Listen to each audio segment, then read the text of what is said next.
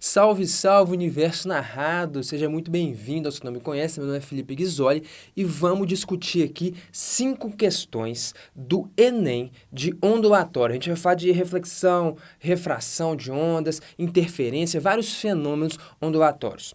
Essa aula aqui, pessoal, faz parte do projeto Físicos do YouTube, onde a gente reuniu, os principais canais de física do YouTube para auxiliar os alunos que vão prestar o Enem durante essa pandemia. Então, fica atento. Nessa aula eu vou resolver alguns exercícios, nós vamos aplicar alguns conceitos. As aulas teóricas desse assunto, foram gravadas pelo professor Xande e o professor Paulo. Eu vou deixar o link no card para que vocês possam ver a teoria e que nós vamos treinar juntos. São exercícios bem legais, fica comigo até o final. Começa facinho, no final tem umas duas bem difíceis, mas a gente vai dar conta de resolver tudo. Bora lá!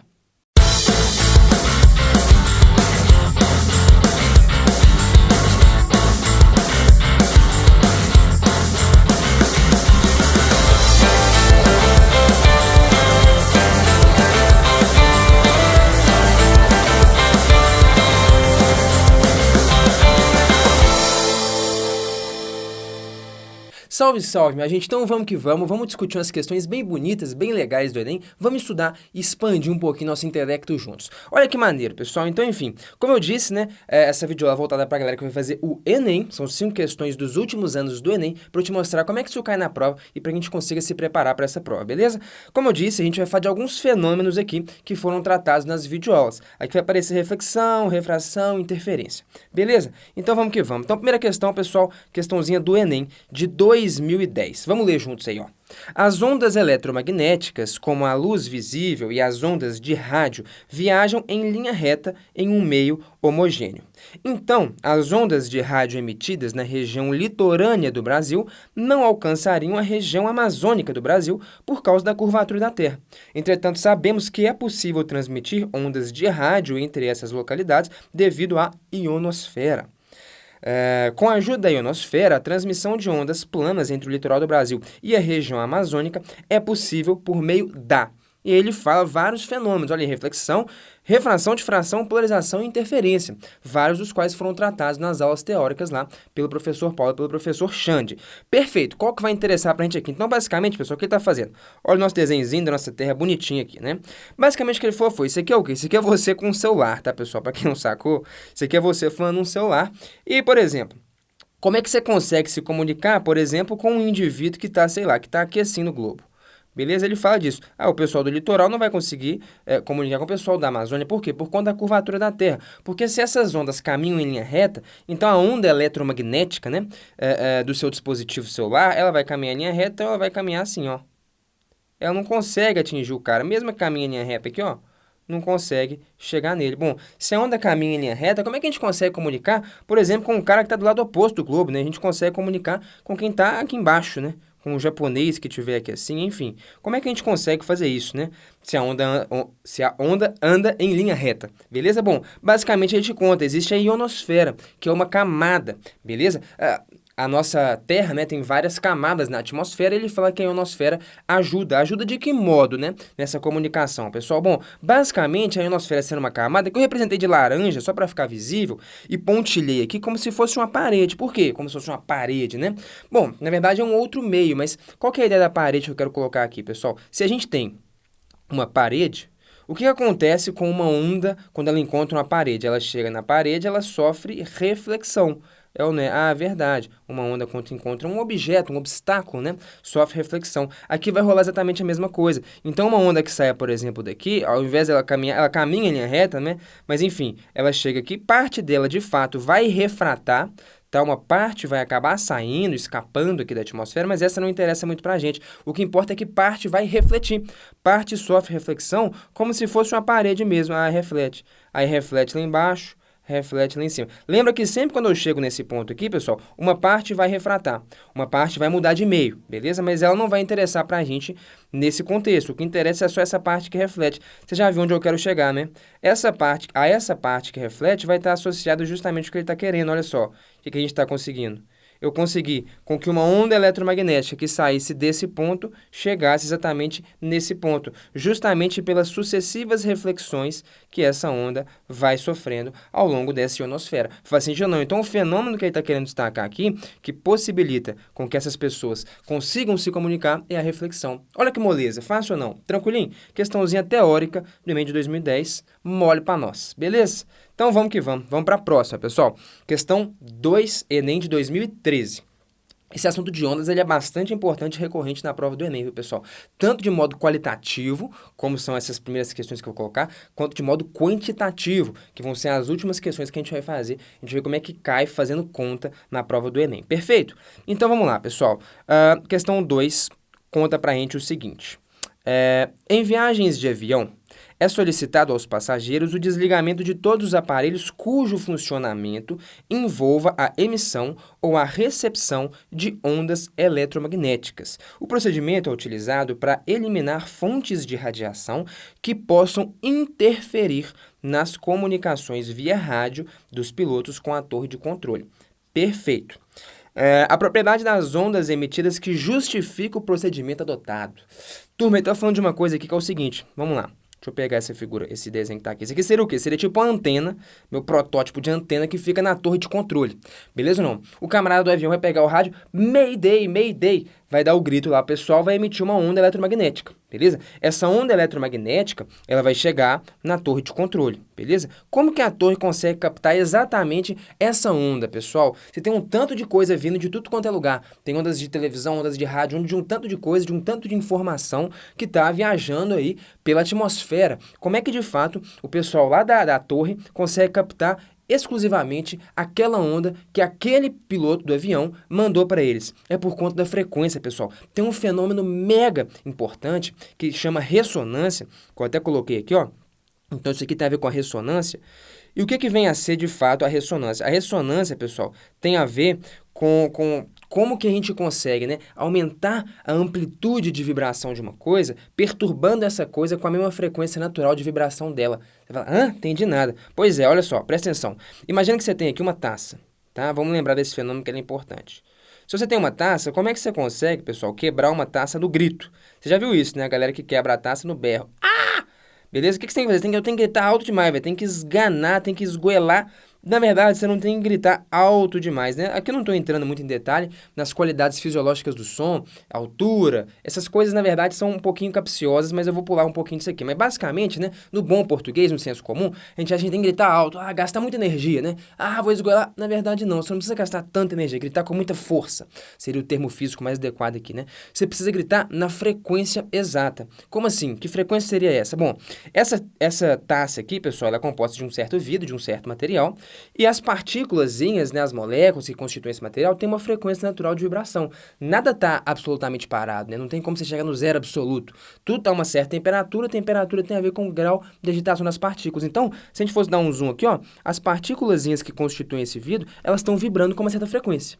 Beleza? Elas têm uma certa frequência natural de vibração. O que eu preciso fazer para quebrar essa taça é soltar um grito, né? Ou, na verdade, produzir uma onda sonora, que seja, na mesma frequência, ou numa frequência de vibração muito próxima da frequência natural de vibração das partículas dessa minha taça. Beleza ou não? De modo que vai acontecer exatamente o fenômeno que a gente chama de ressonância. O que significa o meu grito, né? A minha voz, né? A onda sonora da minha voz entrar em ressonância com a taça de vidro. Significa que eu dei um grito com a frequência muito próxima, né? Então a onda sonora saiu com uma frequência muito próxima da frequência natural de vibração daquelas partículas e elas entraram em ressonância. Quando essa onda que tem uma frequência muito próxima da frequência natural de vibração das minhas moléculas do vidro, acontece o fenômeno de ressonância, que é o fato de aumentar muito essa amplitude de vibração e a coisa, acaba quebrando. Então, enfim, para a gente conseguir captar, pessoal, uma onda específica, a gente capta através da frequência. Então, cada onda eletromagnética tem uma frequência própria. Então, quando você emite uma onda, ela tem uma frequência associada àquilo, né? Inclusive, diferentes cores, quando a gente fala em termos de onda eletromagnética, diferentes cores significam diferentes frequências, né? Fisicamente, o que significa uma cor? Frequência. Então, o azul tem uma certa frequência, o vermelho tem uma certa frequência. Por isso que a gente enxerga eles de cores diferentes, eles têm frequências diferentes. Então, beleza. Então, a onda eletromagnética que o piloto mandou, Mayday, Mayday, tem uma certa frequência. E aí, a antena da torre, ela tá programada para captar exatamente aquela frequência, ela entra em ressonância com aquela frequência, beleza ou não? Então, enfim, qual que é o problema de você deixar dispositivos móveis, celular, tablet ligados no avião? É justamente o que? Olha aqui, ó. Cadê? Ele fala aqui, ó. A gente quer eliminar fontes de radiação que possam interferir nas comunicações via rádio dos pilotos com a torre. O que significa interferir? Significa que provavelmente esses dispositivos móveis, nosso celular e tal, eles vão estar emitindo ondas que têm frequências próximas. De modo que, por exemplo, você está com o celular ligado, você manda um SMS. Ninguém manda SMS mais. Por exemplo, você mandou um SMS lá para sua mãe, ó, entrei no voo. Só que, na verdade, seu SMS tem uma frequência muito próxima da frequência da onda de rádio, por exemplo, que os pilotos estão mandando. Aí chega lá, a galera quer captar a informação do piloto e capta o quê? Capta o seu SMS. Cheguei, mãe. A galera não vai entender nada lá na torre, né? Enfim, então, no fundo, a propriedade das ondas emitidas que justifica esse procedimento adotado é o quê? É o fato, pessoal, de terem frequências próximas. Então, quando a gente fala de frequências próximas, você tem que lembrar automaticamente disso aqui, de entrar em ressonância, beleza? Então, quando duas ondas têm frequências muito próximas, elas podem entrar em ressonância. É esse fenômeno que a gente utiliza para captar, por exemplo, ondas numa torre de comando de um aeroporto. Faz sentido? Estão comigo? Essa aqui foi um pouquinho mais difícil, hein? Tinha que lembrar da ressonância e tal. Essa não foi uma questão tão simples, não. Mas beleza, agora que a gente gastou um tempinho discutindo, a próxima vai ser moleza pra gente. Sabe por quê? Olha só. Questão 3 agora, terceira questão. Enem 2014. Presta atenção, pessoal. Ao sintonizarmos uma estação de rádio ou um canal de TV de um aparelho, estamos alterando algumas características elétricas de seu circuito receptor. Olha só, presta atenção nessa frase aqui, nessa palavra. Das inúmeras ondas eletromagnéticas que chegam simultaneamente ao receptor, somente aquelas que oscilam com determinada frequência resultarão em máxima absorção de energia. Bicho, esse cara tá te falando de quê? De ressonância. Não é isso que a gente tá falando? Quando você muda o canal de televisão, você tá alterando uma certa característica do seu circuito receptor, quem vai receber a sua onda eletromagnética. O que você tá alterando? Você tá alterando justamente a frequência, né? Ó, agora eu quero receber ondas nessa frequência, beleza? Você muda de canal, você tá mudando essa frequência na qual você recebe as coisas, beleza ou não? E ele até descreve um pouquinho a mais aqui, ó, das várias ondas que chegam simultaneamente ao receptor. Então, tem um tanto de onda chegando, eu quero escolher uma frequência específica para quê? Para que elas oscilam com certa frequência e resultam em máxima absorção de energia. Eu quero escolher uma frequência específica para que a onda possa entrar em ressonância com o meu receptor, haja máxima absorção de energia e eu consiga captar aquela informação. O fenômeno descrito é qual fenômeno, pessoal? Já era, né? A gente já discutiu em muitos detalhes ali em cima. Esse aqui é o próprio fenômeno da ressonância. É exatamente isso. Então, olha só, a questão importante, muita gente erra, muita gente não entende muito bem o que é a ressonância, mas ela é exatamente o que está tratando nessa questão 3 e, de algum modo, indireto, também está aparecendo na questão 2 que a gente discutiu aqui. Então, fica muito atento na ressonância. Tem a ver, então, com você pegar dois elementos, uma onda ou quaisquer dois elementos que têm frequências de vibração muito próximas, e aí você aumenta muito essa amplitude de vibração, você aumenta muito essa absorção de energia, você consegue captar aquele sinal. A gente pode usar isso tanto para, por exemplo, quebrar uma taça no grito, gritar naquela frequência exata para você aumentar ao máximo aquela absorção de energia daqueles átomos do cristal e pum, eles quebrarem, acabarem quebrando. E a gente usa isso também para captar informação em antenas. Beleza ou não? Tranquilo? Fechou. Então tá, então essas três primeiras questões foram questões puramente qualitativas, teóricas. Como é que seria uma questão quantitativa? Então tem duas questões, até difíceis, mas fica comigo que elas são bem legais, do Enem. Duas questões sobre interferência, pessoal. Presta atenção, Enem de 2017. O trombone de Quincke é um dispositivo experimental utilizado para demonstrar o fenômeno da interferência de ondas sonoras. Uma fonte emite ondas sonoras de determinada frequência na entrada do dispositivo. Essas ondas se dividem pelos dois caminhos, ADC e AEC. Então aqui, ó, ADC seria esse caminho de cá e a outra AEC é o caminho de cá e elas se encontram aqui no tal detector. Beleza? Se encontra no ponto C, né, saída do dispositivo, onde se posiciona o detector. Perfeito. O trajeto ADC pode ser aumentado pelo deslocamento dessa parte do dispositivo. Com o trajeto ADC igual ao AEC, então, ou seja, tá vendo aqui, eu posso pegar, pessoal, puxar esse braço esquerdo aqui é aumentar ou diminuir o tamanho desse caminho, beleza? Tá, ele fala o seguinte, ó, quando esses tamanhos são iguais, capta um som muito intenso na saída. O que significa um som muito intenso? Ele está falando de interferência construtiva. É ou não é? Então, peraí, já vamos até destacar isso aqui. É uma questão que vai tratar de interferência. Lembra que a interferência pode ser construtiva ou destrutiva. O que significa, pessoal, uma interferência construtiva? Olha só. Quando eu tenho uma situação, tipo essa aqui, ó, eu tenho sempre crista alinhado com crista, vale alinhado com vale. Então, aqui, ó, o máximo de uma onda, a crista de uma onda está alinhado com a crista da outra. Se essas ondas fossem se encontrar, a azul e a verde, elas iam sofrer interferência construtiva, essas cristas iam se somar. Aqui embaixo também, eu tenho o vale de uma, ponto mais baixo de uma, alinhado com o vale da outra. Se eles fossem se encontrar, essas coisas iam se somar, essas amplitudes iam se somar, ia dar uma interferência também construtiva. E por aí vai, pode ser ou não. Lembrando só o seguinte, né, pessoal? Se eu desloco uma onda de um comprimento de onda, o que é um comprimento de onda? É isso aqui, né? Então, vamos destacar aqui, ó. Isso aqui seria o nosso lambda. Isso aqui seria o nosso comprimento de onda. Se eu desloco ela de um comprimento de onda, eu continuo deixando essas coisas alinhadas, olha só. Se eu pego essa onda e arrasto ela para frente, a onda verde, né? De um comprimento de onda, aqui é uma crista, ela vem parar onde? Onde estava a outra crista. Perfeito, eu vou continuar tendo crista alinhado com crista, eu continuo tendo interferência construtiva, ou seja, qual que é a condição, né, pessoal, para interferência construtiva? A diferença de caminhos percorrido pelas ondas tem que ser um múltiplo inteiro de um comprimento de onda. Perfeito ou não? Então, isso é o que a gente chama de condição para que haja interferência construtiva. Lembrou disso aí? A diferença de caminhos, o que uma onda vai andar mais do que a outra, tem que ser um múltiplo inteiro de um comprimento de onda. Posso arrastar essa aqui para frente, um comprimento de onda, 2, 3, 4, que elas vão continuar alinhadas. Crista com crista, vale com vale. Perfeito? Beleza, então é por isso que há aqui um som muito intenso, uma interferência construtiva. Porque se os caminhos são iguais, se o trajeto ADC é igual ao trajeto AEC, então, na verdade, não tem diferença de caminhos. As ondas andam exatamente o mesmo caminho. Se elas começam alinhadas, crista com crista, elas terminam alinhadas, crista com crista. Perfeito. Beleza. Aí ele fala, entretanto, aumentando-se gradativamente o trajeto ADC, até que ele fica como mostrado na figura, a intensidade do som fica praticamente nula. Pessoal, agora ele está te falando de quê? Agora ele está te falando de uma interferência destrutiva. Intensidade do som praticamente nula. O que seria, então, uma interferência destrutiva? Vamos colocar aqui. Já uma interferência destrutiva seria o seguinte, alinhado com a crista de uma onda, eu vou ter o quê? Eu vou ter o vale da outra, beleza? Crista com vale e não crista com crista. Tipo isso, olha aqui, ó. Enquanto essa onda está no ponto mais alto, está na crista, a onda que vai encontrar com ela está no ponto mais baixo, está no vale. Essas coisas vão se anular, vai dar uma interferência destrutiva. Enquanto essa aqui, a verde, está na crista, ponto mais alto, a outra está no quê? Está no vale. Se isso aí fosse encontrar, vai se anular, interferência destrutiva. E por aí vai. Perfeito? Beleza, pessoal. Então, o que eu preciso fazer, né? Lembrando aí, o que eu precisaria fazer para que a interferência fosse destrutiva, então, olha só, para que a interferência seja destrutiva, o que eu preciso fazer, por exemplo, com essa onda de cima? Eu tenho que arrastar ela para frente de meio comprimento de onda.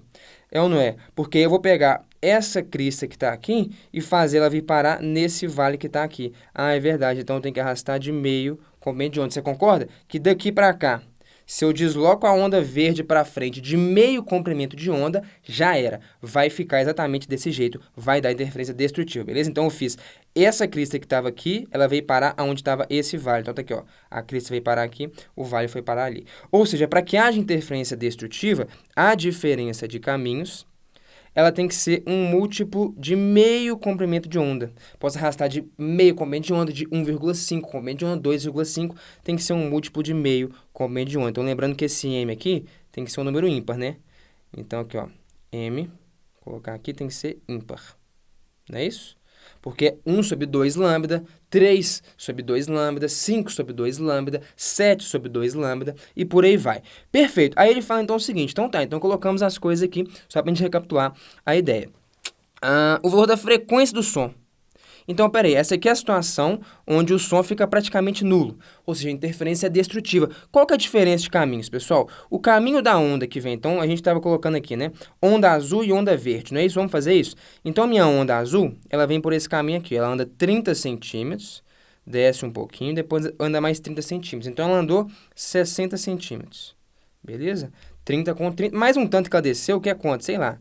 60 mais x, se você quiser. Perfeito. A onda que vem pelo outro lado, ela andou 40 centímetros, desce aquele tanto x, depois anda mais 40 centímetros. Então, ela andou quanto? 80 centímetros mais o x. O que eu estou chamando de x, tá, pessoal? Seria essa descidinha, que a gente não tem o tamanho. Mas é igual o tamanho daqui com o tamanho daqui. Chamei de x, seja lá quanto que for. Então, qual que é a diferença de caminhos aqui, pessoal? Quanto que uma onda anda a mais do que a outra? Ué, um andou 80 mais x e o outro 60 mais x. Então, a diferença de caminhos é justamente uma coisa menos a outra. Então, se você colocar aí, ó, vamos lá.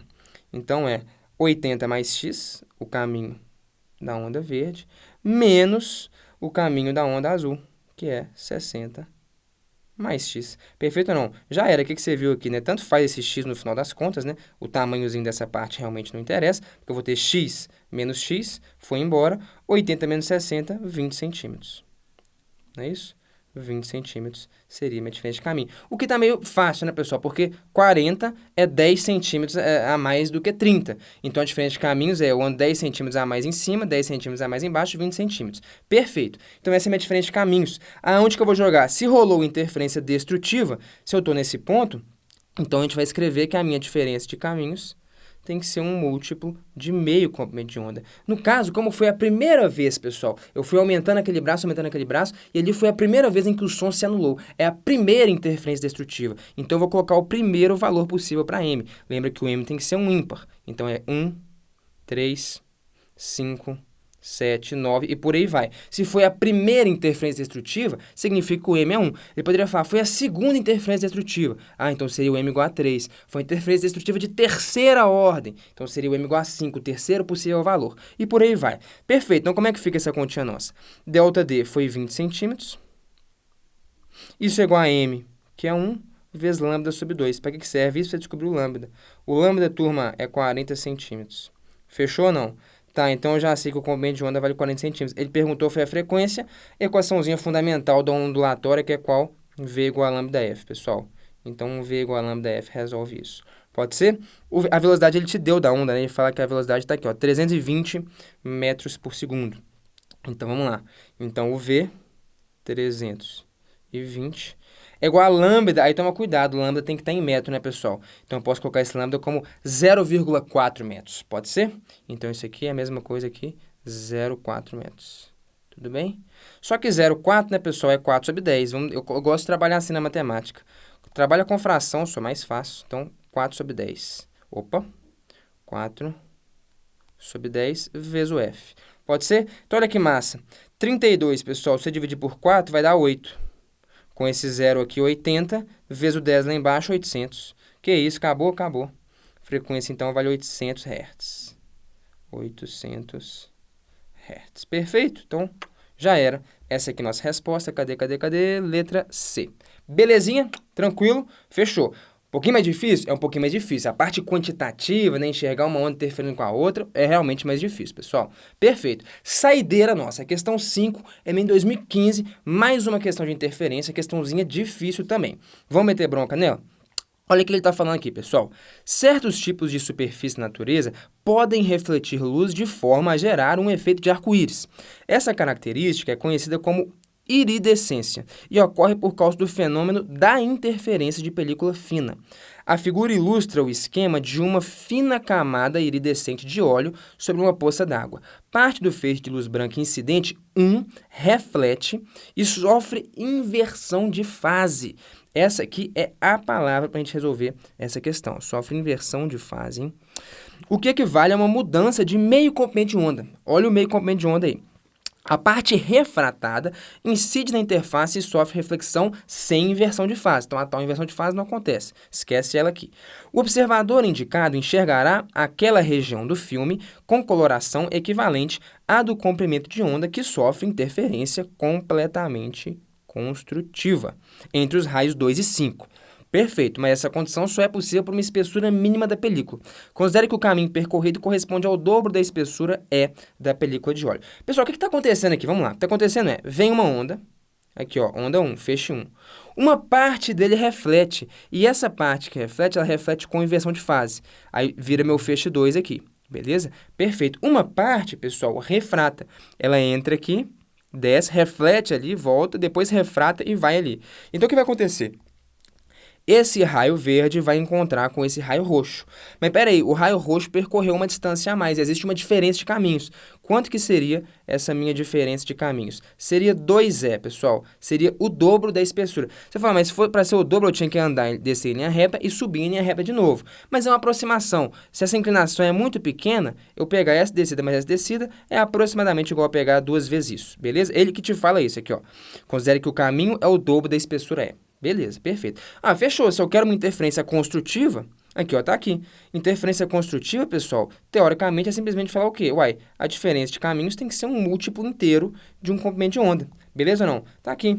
Interferência construtiva. Qual que é o problema? Houve inversão de fase. O que significa inverter a fase? Quando inverte a fase, pessoal, vão inverter também essas duas condições, beleza? A condição para interferência construtiva passa a ser de destrutiva, porque inverter a fase significa que a onda foi deslocada de meio comprimento de onda, quando ela refletiu. Esquisito isso, né? Pois é. Então, se tem inversão de fase, é por isso que é difícil. Como a interferência destrutiva com inversão de fase. Essa questão é bem difícil, pessoal. Então, como a inversão de fase, agora a condição para haver interferência construtiva é aquela que a gente usava para destrutiva. Inverter a fase significa fazer um deslocamento de meio comprimento de onda já. Então, tem que deslocar mais meio comprimento de onda para a interferência ser o quê? Destrutiva. Você fala, não, essa foi difícil, hein? Então, beleza. Então, agora, e esse M aqui, então, pode ser quem? Esse M, opa, tem que ser um número inteiro.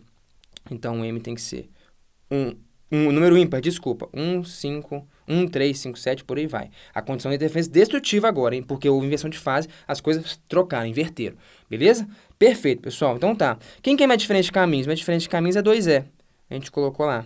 Isso tem que ser igual a M sobre 2 vezes lambda. Joga o 2 aqui multiplicando, ou divide por 2 os dois lados da equação. Você vai achar que o E tem que ser igual a 1/4 de m lambda. Bom, então o que a gente quer aqui, né, pessoal? Se a gente quer a menor espessura, eu vou querer, no fundo, o menor valor de m, né? Eu tenho várias espessuras possíveis. Lembra que o meu m pode ser, aqui, ó, 1, 3, 5, 7, por aí vai. Como ele falou que era a espessura mínima, então o menor valor de E vai estar associado ao menor valor de m. Beleza ou não? Então a gente vai escolher m igual a 1. Você fala, beleza, então o m vai ser 1 para a gente nesse caso. Então essa espessura, ela fica sendo lambda sobre 4. 1/4 do comprimento de onda. Essa foi difícil, hein, pessoal? Essa foi, confesso, sei que foi uma das questões de física mais erradas do Enem. Foi a mais errada, se eu não me engano, desse ano aqui de 2015. Então, lambda sobre 4, beleza? Então, questão quantitativa de interferência e ainda com inversão de fase. Enfim, beleza, a ideia é essa aí. Turma, então é isso. Ficamos por aqui. Muitíssimo obrigado pela atenção. Se você curtiu o vídeo, não deixa de se inscrever no canal, ativar as notificações para ficar por dentro, não só dos vídeos desse projeto Físicos do YouTube para te auxiliar no Enem, como também por dentro de tudo que a gente faz aqui no canal. Valeu, até mais, tchau, tchau.